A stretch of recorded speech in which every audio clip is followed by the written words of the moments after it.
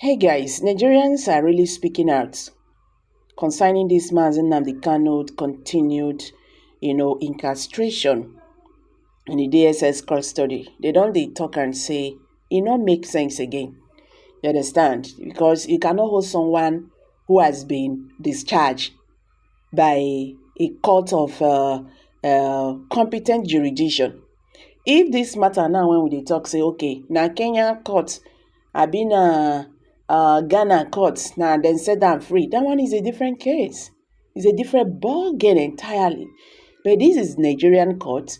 You said he committed crime against Nigeria. You get, and still the same Nigerian courts have said okay, let him go. Then when you look at the scenario, if you look carefully, you can understand that Tinubu is just very silent on this matter.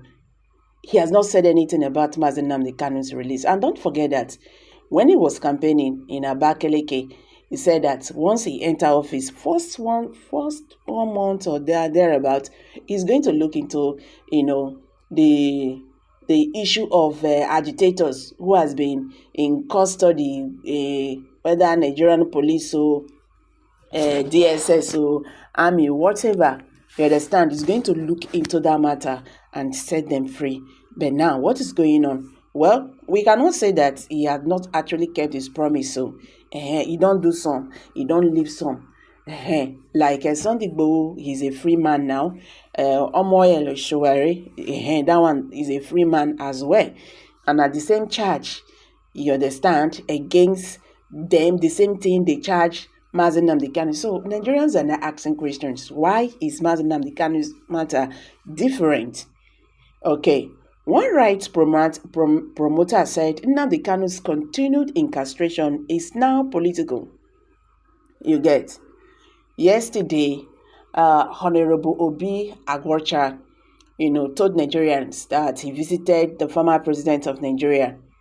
He went to appeal to him. I beg, forgive my brother. Okay, I know he has missteps, his utterances and all that. I beg, forgive him. Now they come, they beg. So Nigerians, this did not really go down well with them. Nigerians are saying it's not necessary because so many people don't go for this matter.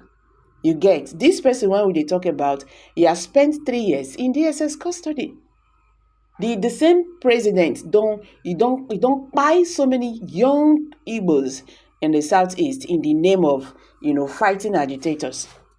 Ambassador Kanu Emmanuel, a human rights promoter, has warned that the continued detention of Mazi Nnamdi Kanu, the leader of the indigenous people of Biafra, IPOB, has become political.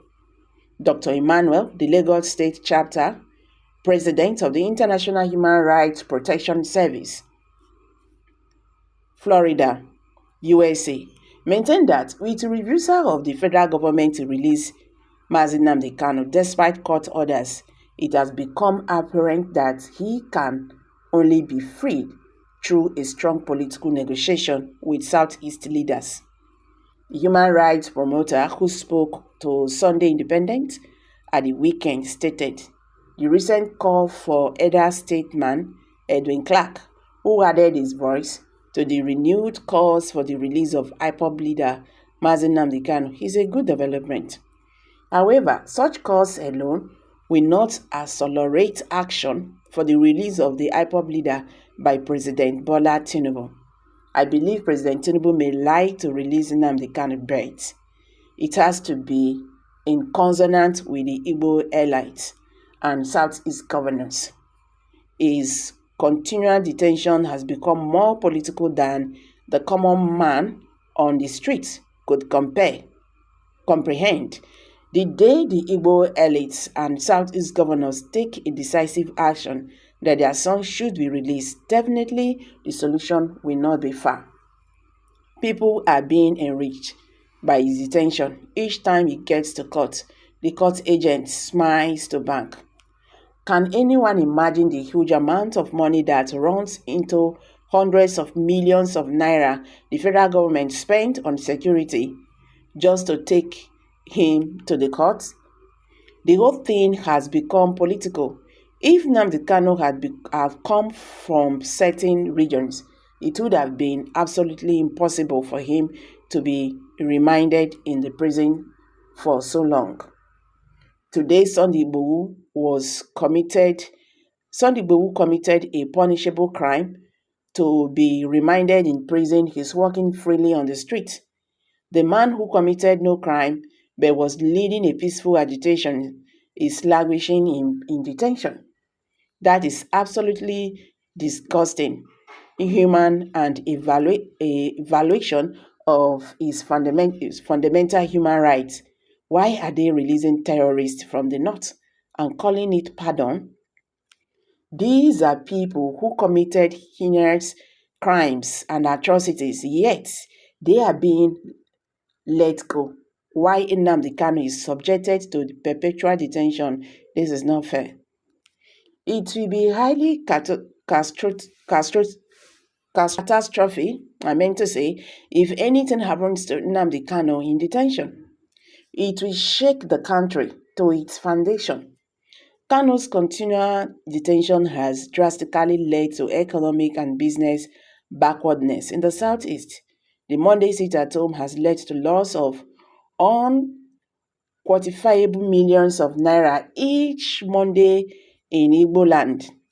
Banks do not open for fear of invasion as a result of violation of the sit-at-home order. Even the transport businesses is affected. The masses empathize with the IPOB leader. Nigeria is already suffering from food and serious economic crisis. Well, as insecurity, let the government prevent anything that will escalate the existing crisis. We just pray God they listen.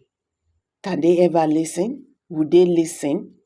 Well, I'm dropping it here, guys. Kindly drop your comment below the comment section. Don't forget to give us a thumbs up.